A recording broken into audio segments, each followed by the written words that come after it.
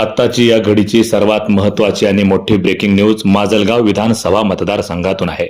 माजलगाव विधानसभा मतदारसंघातील अपक्ष उमेदवार आणि लोकनेते स्वर्गीय बाबुरावजी आडसकर यांचे सुपुत्र रमेशराव आडसकर माजलगाव विधानसभा मतदारसंघातील प्रस्थ समजले जाणारे बाबुराव पोटभरे यांनी जाहीर पाठिंबा दर्शवला आहे।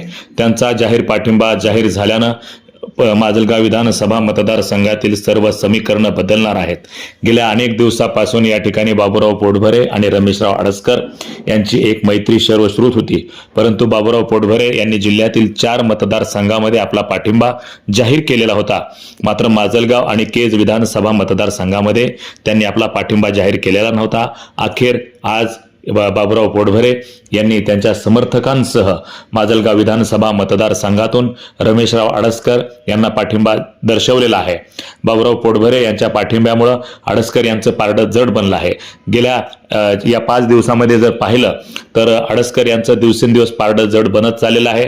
त्या ठिकाणी प्रमुख लढत असलेले जे राष्ट्रीय आणि राज्यस्तरीय पक्ष आहेत त्या पक्षांची दुरावस्था त्या ठिकाणी दिसून येत आहे। आमदार प्रकाशदादा सोळंके हे आता पूर्णतः पराभवाच्या वाटेवर आहेत, तर त्या ठिकाणी राष्ट्रवादी काँग्रेस पक्ष शरदचंद्र पवार गटाचे उमेदवार त्या ठिकाणी ते सुद्धा जगताप जे आहेत ते सुद्धा पराभवाच्या दिशेने दिसत आहेत। कारण गेल्या 5 दिवसांमध्ये अनेक सेवाभावी संघटना, अनेक राजकीय संघटना, अनेक सामाजिक संघटनांनी त्या ठिकाणी रमेशराव आडसकर यांना पाठिंबा दर्शवून त्यांचं मनोबल वाढवलेलं आहे। तसंच त्या ठिकाणी माजी आमदार राधाकृष्ण होके पाटील, माजी आमदार त्या ठिकाणी डक असतील त्यांनी पाठिंबा दिलेला आहे, अशोक डक यांनी पाठिंबा दिलेला आहे आणि बहुल म्हणजे सर्व धर्म समभावाप्रमाणे त्या मतदारसंघातील सर्व जाती धर्माच्या लोकांनी त्या ठिकाणी आडसकर यांना पाठिंबा दिलेला आहे।